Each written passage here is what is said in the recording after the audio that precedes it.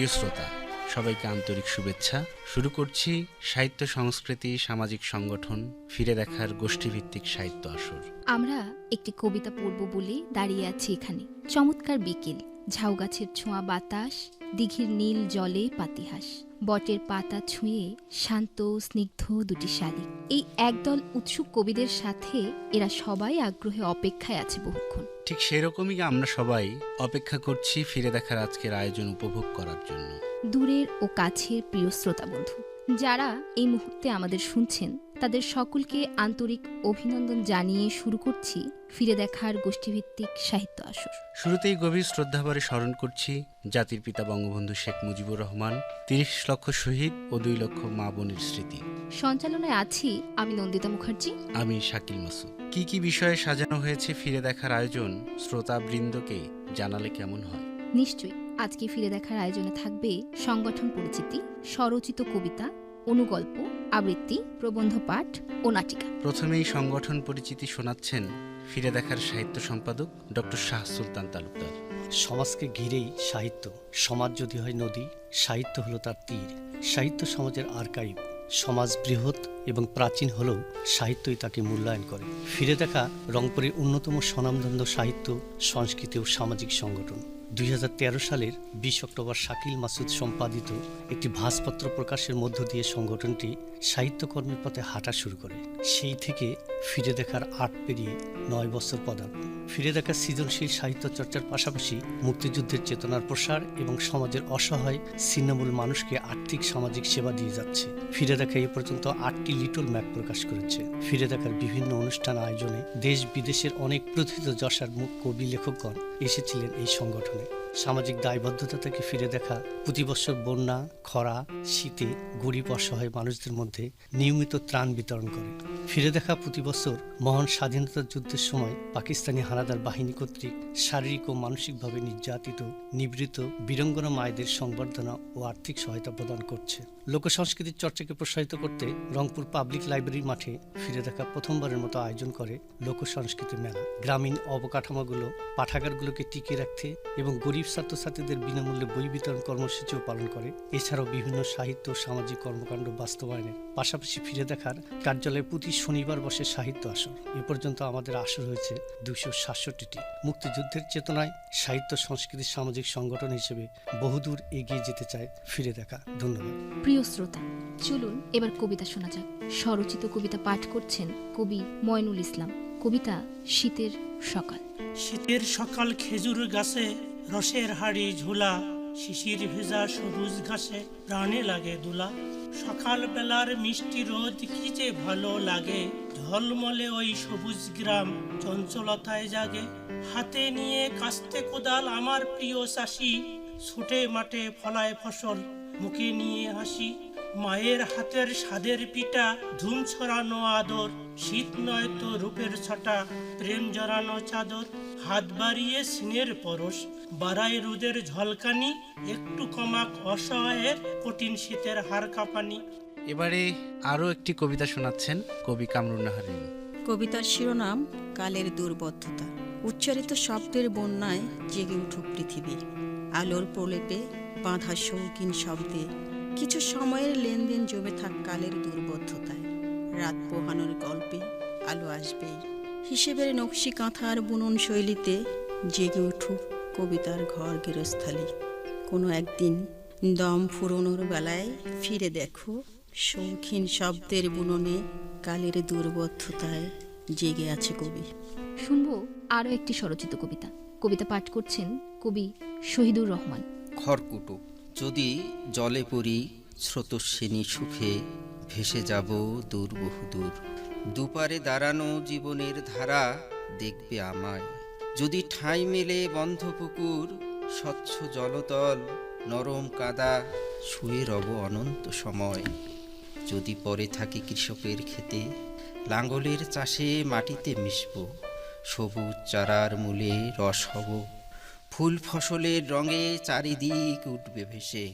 যদি পরের ওই পথে পায়ের চাপ চাকার আঘাতে চূর্ণ বিচূর্ণ হব, অতি তুচ্ছ কণা ক্ষুদ্রতম অণু উড়বে আকাশে। গোধূলি বেলার শেষ রবি, হাসি হাসি মুখে ছবি আঁকা হলে অনাগত মুক্তির পথে চলবে চরণ। নন্দিতা, কবিতার পর কি শোনা যায়? ছোট গল্প। বাংলা ছোট গল্প বেশ সমৃদ্ধ। যুগের তাগিদে গল্পের পরিধি ছোট হয়ে এসেছে, তবে বক্তব্যের গভীরতায় ছোট গল্প এখন অনেক বেশি ব্যঞ্জনধর্মী। প্রাণের সংগঠন, ফিরে দেখাকে নিয়ে গল্প, অতপর রোদের দেখা। পাঠ করছেন গাউসুল আজম। জুম্মাপাড়া মাদ্রাসা রোডে শাকিলের বাড়ির সামনে একটি হলুদ রঙের পিকআপ দাঁড়িয়ে আছে। পিকআপের সামনে ফিরে দেখার পক্ষ থেকে ত্রাণ সামগ্রী বিতরণ লেখা সম্বলিত ব্যানার সাঁটানো হয়েছে। অল্প বয়স্ক এক তরুণকে বড় সাইজের প্যাকেট হাতে এগিয়ে আসতে দেখলাম। সে আমাকে দেখে সালাম জানালো। দু হাতে দুটি প্যাকেটের ভারে ওর গলার স্বর ক্ষীণ শোনা গেল। সালামের জবাব দিতে দিতে তরুণকে আগাগোড়া দেখে নিলাম। আরে, এ তো আবির। মুখে মাস্ক থাকায় চিনতে একটু সমস্যা হয়েছে। বাড়ির ভেতরে এগিয়ে যেতেই স্যান্ডো গেঞ্জি পরিহিত শাকিল উঁচু গলায় বলল, কিরে ভাই, এত দেরি করলেন কেন? শাকিলের কথায় কিছুটা আড়ষ্ট হলাম। ফজরের নামাজ পড়ে শুয়েছিলাম, উঠতে উঠতে দেরি হয়ে গেল। চাকরিজীবীর নির্ভাবনার জীবন, আপনারা ঘুমাবেন না তো কে ঘুমাবে? আমি মৃদু হাসলাম। ঠিক বলেছেন ভাই, কোভিড-19 অনেকের ঘুম হারাম করেছে, আবার অনেককে আরামে ঘুমের সুযোগ করে দিয়েছে। 10-12টা ব্যাগ প্যাকিং বাকি আছে, আপনি একটু সহযোগিতা করলে আমি রেডি হয়ে আসি। নিশ্চয়ই। আবিরকে সাথে নিয়ে ব্যাগ প্যাকিং করছি। সব ব্যাগ পিকআপ উঠানো শেষ। 10টার সময় পিকআপ ছেড়ে দিল। সরু রাস্তা ধরে পিকআপ এগিয়ে চলছে খেরবাড়ি এলাকার দিকে। বাড়িঘর দেখে সহজেই বোঝা যায় বাসিন্দাদের বেশিরভাগই নিম্ন আয়ের মানুষ। একটি চায়ের দোকানের সামনে গিয়ে পিকআপ থামলো। জায়গাটা আমার কাছে বস্তির মতো মনে হলো। অদূরে একটি ফাঁকা মাঠে কিছু লোকের জটলা দেখা গেল। সম্ভবত ত্রাণ গ্রহীতারা অপেক্ষা করছে। আমরা পিকআপ থেকে নেমে আসার সাথে সাথেই একজন লম্বা চওড়া যুবক হন্তদন্ত হয়ে ছুটে এলো। দোস্ত, কেমন আছিস? ভালো আছি, তুই কেমন আছিস? আমিও ভালো আছি। শাকিলের সাথে কুশল বিনিময়ের পর সে আমার দিকে তাকালো। আলাপে জানতে পারলাম ওর নাম মামুন, খেরবাড়ি যুব কল্যাণ সমিতির সাধারণ সম্পাদক। মামুন, সবকিছু রেডি আছে তো? হ্যাঁ, রেডি আছে। তালিকা যাদের নাম আছে তাদের সবাইকে মাঠের মধ্যে জড়ো করা হয়েছে। তাহলে প্যাকেটগুলো নামানোর ব্যবস্থা করি। মাঠের মধ্যে সারিবদ্ধভাবে প্যাকেটগুলো সাজিয়ে রাখা হলো। তালিকায় যাদের নাম আছে তাদের প্রত্যেককে একটি করে প্যাকেটের পাশে দাঁড় করিয়ে দেয়া হলো। হঠাৎ মনে পড়েছে এমন ভঙ্গিতে আবিরকে কাছে ডাকলো শাকিল, পিকআপ থেকে ব্যানারটা তাড়াতাড়ি নিয়ে এসো। আবির একরকম দৌড়ে গিয়ে ব্যানার নিয়ে এলো। এর ফাঁকে শাকিল মামুনকে ছবি তোলার জন্য ইঙ্গিত করলো। আমি শাকিলের কানের কাছে মুখ নিলাম। ছবি না তুললে হয় না। ফিরে দেখার সদস্যদের চাঁদা দিয়ে ত্রাণ দেওয়া হচ্ছে। ছবি না তুললে সন্দেহের সৃষ্টি হতে পারে। শাকিলের কথায় বুঝলাম শুধু প্রচার নয়, প্রমাণের জন্য ছবি তোলা জরুরি। মামুন আকাশের দিকে তাকিয়ে উৎকণ্ঠিত হয়ে পড়ল। শাকিল, আকাশের অবস্থা কিন্তু ভালো না, যে কোনো সময় গর্জে উঠতে পারে। আমি আর শাকিল ত্রাণ গ্রহীতার হাতে প্যাকেট তুলে দিচ্ছি। ছবি তোলার দায়িত্ব পালন করছে আবির। 60 প্যাকেটের মধ্যে 52 প্যাকেট বিতরণ শেষ হয়েছে এমন সময় ঝুম বৃষ্টি নেমে এলো। আমরা দ্বিধায় পড়ে গেলাম। বৃষ্টিতে ভিজে ত্রাণ দেবো না নিরাপদ কোনো জায়গায় গিয়ে আশ্রয় নেব বুঝতে পারছি না। আমাদের বেগতিক অবস্থা দেখে মামুন এগিয়ে এলো। তোরা ওই চায়ের দোকানটায় গিয়ে ঢুকে পড়, আমি প্যাকেটগুলো এদের হাতে বুঝিয়ে দিচ্ছি। ততক্ষণে অনেকটা কাক ভেজা হয়ে গেছি। দোকানের চালে পুরাতন জীর্ণ টিন দিয়ে টপ টপ করে বৃষ্টির ফোঁটা পড়ছে। কিছুক্ষণের মধ্যে সারা শরীর ভিজে গেল। চায়ের কাপে চুমুক দেবো এমন সময় এক বৃদ্ধার করুণ কণ্ঠস্বর শোনা গেল, বাবা, মুখ একখান প্যাকেট দেওয়া যাইবে? আমি বৃদ্ধার দিকে তাকালাম। বয়স 70-এর নিচে নয়। এক হাতে ছাতা আর এক হাতে লাঠি নিয়ে কুঁজো হয়ে দাঁড়িয়ে আছে। বৃদ্ধাকে দেখে আমার খুব মায়া হলো। চাচি, আপনার ছেলে মেয়ে নেই?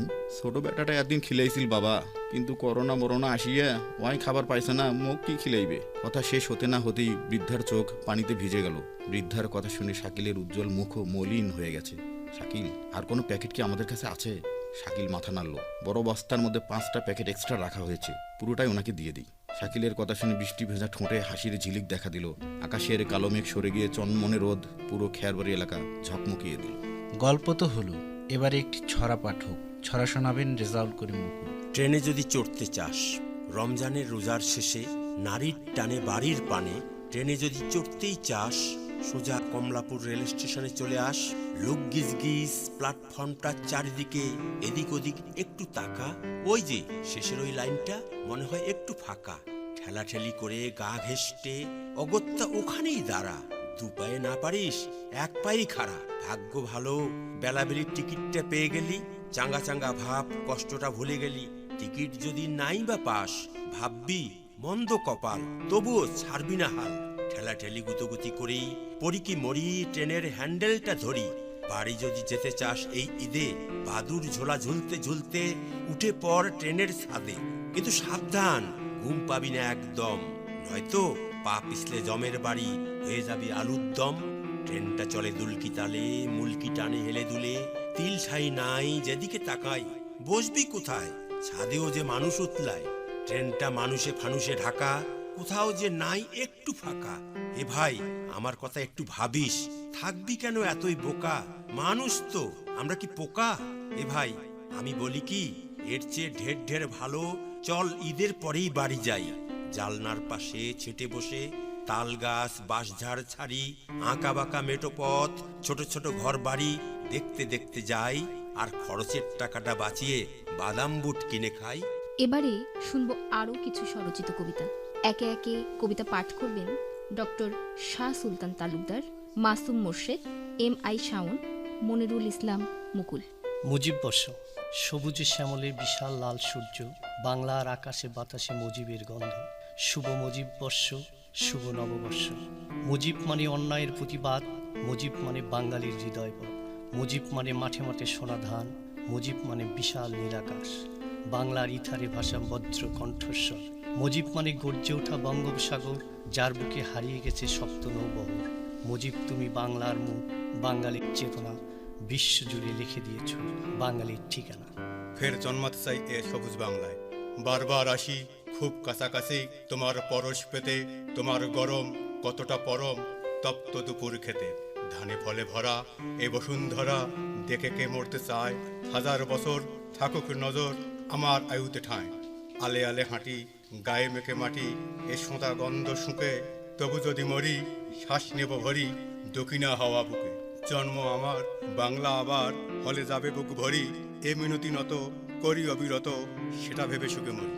বয়স, শিশুটি পৃথিবীর মুখ দেখে, মায়ের মুখে হাসি ফোটে। অক্ষম বুড়োটা জ্বালাতন করে খুব, বিরক্ত সবাই তার মৃত্যু কামনা করে। এক প্রাণের আগমনে খুশির ফুলঝুরি, আর এক প্রাণ নিষ্প্রাণে নিষ্ঠুর প্রার্থনা। আমি শুধু দেখি বুড়োটা মরে যায়, কেউ কেউ তবুও কাঁদে। শিশুটি বালকে পরিণত হয় নিমেষে, তার মনে বড় হবার অভিলাষ। পৃথিবী চলতে থাকে নির্দয়ভাবে, আমি শুধু দেখি আমার বয়স বাড়ে না। কবিতার শিরোনাম ডিসেম্বরের কথা। এলে বিজয় এলে তুমি কত সুখ লয়ে, মহান মুক্তিযুদ্ধের স্মৃতিকথা করিয়ে দিলে মনে। অমূল্য রত্ন বিশেষ রত্ন পেয়েছিলাম মরা ডিসেম্বরে, যার ফলে দাঁড়িয়েছি আছমরা মাথা উঁচু করে। তটনীর জলধারা বয়ে গেছে সমুদ্রে, জননীর আখির জল গড়ে পড়েছে ভূমিতে। আর ডিসেম্বরে সব দুঃশাসনের পথ এসে থেমে গেছে।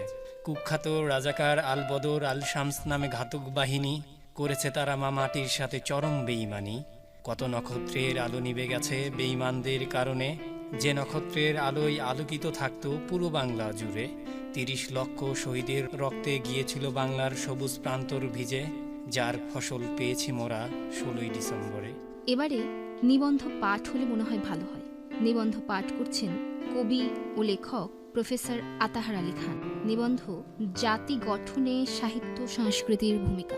সাহিত্য মানুষের সঙ্গে মানুষের নৈকট্য বাড়ায়, একের সঙ্গে অন্যের সম্পর্ককে সুদৃঢ় করে এবং মানব জীবনকে ঐশ্বর্যমণ্ডিত ও মানব সমাজকে সমৃদ্ধ করে তোলে। সংস্কৃতি জাতির পরিচয়কে ধারণ, বহন ও সচল করে। সংস্কৃতি হচ্ছে পরিশ্রুত জীবন চেতনা। এই জীবন চেতনা জাতীয় চেতনার অঙ্গীভূত হলে তবে জাতির সমৃদ্ধি ঘটে। বাঙালি জাতীয়তাবাদের ভিত্তির উপরেই গড়ে উঠেছিল স্বাধিকারের সুরম্য প্রাসাদ। বাঙালির স্বভাবগত সহিষ্ণুতা, সংগ্রামশীলতা ও ধর্ম, বর্ণ, গোত্র নির্বিশেষে সহাবস্থানজনিত একতা বাঁধভাঙা বন্যার মতো উছলে উঠেছিল ১৯৭১-এ। তারই সফল বাস্তবায়ন আমাদের স্বাধীনতা। হাজার বছরের ঐতিহ্য সমৃদ্ধ আমাদের সাহিত্য ও সংস্কৃতি, জাতি গঠনের ক্ষেত্রে এর ভূমিকা অপরিসীম। এবারে শুনব আফতাব হোসেনের কণ্ঠে আবৃত্তি। তিনি শোনাবেন জীবনানন্দ দাশের কবিতা বনলতা সেন। হাজার বছর ধরে আমি পথ হাঁটিতেছি পৃথিবীর পথে, সিংহুল সমুদ্র থেকে নিশীতের অন্ধকারে মালয় সাগরে অনেক ঘুরেছি আমি। বিম্বিসার অশোকের ধূসর জগতে সেখানে ছিলাম আমি, আর দূর অন্ধকারে বিদর্ভ নগরে আমি ক্লান্ত প্রাণ এক। চারিদিকে জীবনের সমুদ্র সফেন আমার দুদন্ত শান্তি দিয়েছিল নাটোরের বনলতা সেন। চুল তার কবেকার অন্ধকার বিদিশার নিশা, মুখ তার শ্রাবস্তির কারুকার্য। অতিদূর সমুদ্রের পর হাল ভেঙে যে নাবিক হারায়েছে দিশা। সবুজ ঘাসের দেশ যখন সে চোখে দেখে দারুচিনি দ্বীপের ভিতর, তেমনি দেখেছি তারে অন্ধকারে বলেছে সে এতদিন কোথায় ছিলেন, পাখির নীড়ের মতো চোখ তুলে নাটোরের বনলতা সেন। বাংলা নাটকে রংপুরের নাগরিক সমাজের আছে গৌরবময় ভূমিকা। এবারে একটি নাটিকা হোক। নাট্যকার রেজাউল করিম মুকুল, নাটক আইজ সোলেমানের ফাঁসি। অভিনয়ে আছে ভাবি নন্দিতা মুখার্জি, মজিদ শাকিল মাসুদ, মেম্বার মাসুম মোর্শেদ, ময়না সেলিনা আক্তার লিপি, জয়নাল আলামিন, রমজান রেজাউল করিম মুকুল। শুতে শুতে ঘুমাইনেন নাকি? এই যে শুনছেন, সত্য ময়নার বিয়ার প্রস্তাব ঘরত দাও, সম্পর্কটা ভালো হবার নাই। কি কইস? এমন বংশ, পাকা বাড়ি, পাত্র দোকানত চাকরি করে, মাস গেলে পয়সা পায়। আরে পাত্রের বয়স বেশি, আগের বউ মরে গেছে, দুধ বর। আরে ছাও পাওয়া তো নাই। শুনু পাত্রের বাপ বলে যুদ্ধের সময় আজাকার আছিল। আরে ধত, ওগুলা আমার কি আজাকার কি তাকে বোঝং না? তুই বুঝিস না? মিসং ভের ভেরাইস কেন? বড় হুজুর কইছে ভালোই হইবে, মুই গরিব মানুষ, হাল চাষ করি ভাত খাও। আমার ময়না সুন্দরী, 8 ক্লাসত পড়ছে, মাথা ভালো, স্যার কইছে। আরে হয় হয়, সেই বাদে তো ভালো ঘর আসছে। মোর এক পয়সাও খরচ নাই, তোমরা ডিমান্ড চাই নাই, আমার দেওয়া থোয়া নাই। শীত হয়ে ঘুমাও তো, সোগে আল্লাহর ইচ্ছা। কিন্তু ময়নার আমার মত নাই। সোলেমান কম কিশোর, লাজুক চ্যাংরা, বরের মতো বয়স, দেখতে শুনতে চোখত ধরা, চৌকিদারে চাকরি করে, বাপ মাও নাই, গ্রামের চ্যাংরা। আমার চোখের আগালত থাকবে, দিনত 14 বার আসবে যাইবে। সোলেমান হাঁস খাইল চ্যাংরা, সগায় পছন্দ করে, ময়নাও সোলেমান পছন্দ করে। তাছাড়া আসসালামু আলাইকুম ভাইজান, ময়নার বিয়াও ঠিক হয়ে গেল। ওয়ালাইকুম আসসালাম। ওই আগেরটা বউ মস্তেদার, ময়নার অমত নাই তো?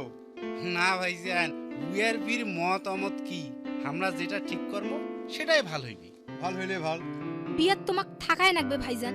এ ময়না, ভাইজানক সালাম করতো। আসসালামু আলাইকুম ভাইজান। না, আজ তো পাবার ন।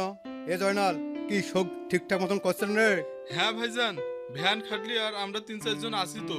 মরা ধোয়া, কবর খোরা যেমন কইছো করছেন তো? শোক ঠিক আছে ভাইজান, তোরা চিন্তা করেন না। আর এক না পরে অঙ্কুশ যাওয়া লাগবে, লাশ তৈরি করি মাটি দিতে সারা আজ যাইবে।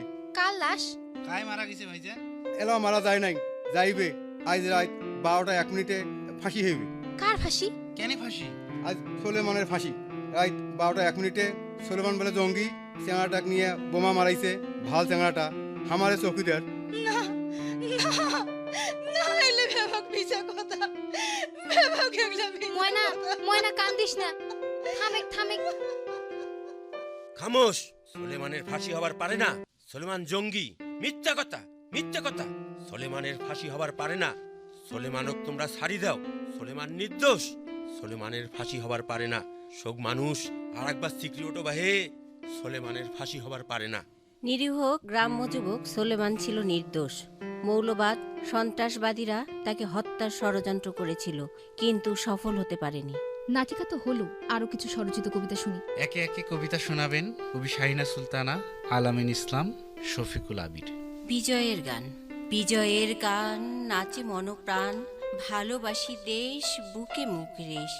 বিজয়ের কথা, প্রিয় স্বাধীনতা, ভালোবাসাবাসি মুখে হাসাহাসি।